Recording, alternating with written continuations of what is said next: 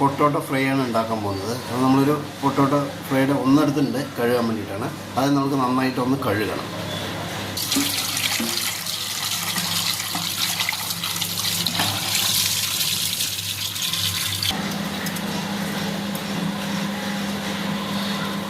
നന്നായിട്ട് ചെത്തിയെടുക്കുക, കാരണം മണ്ണൊക്കെ ഉള്ളതുകൊണ്ട് വൃത്തിയായിട്ട് വന്നത് എടുക്കുക.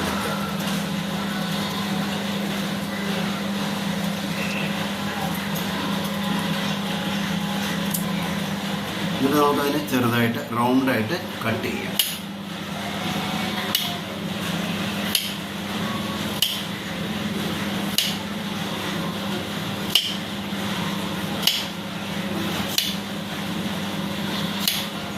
വളരെ ചെറുതായിട്ട് ഒന്ന് കട്ട് ചെയ്യാൻ, എങ്കിലത് ടേസ്റ്റ് ഉണ്ടാവുള്ളൂ.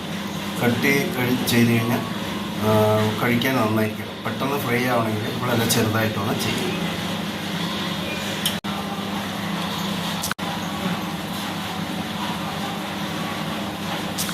നന്നായി മുരിഞ്ഞ് വന്നിട്ടുണ്ട്.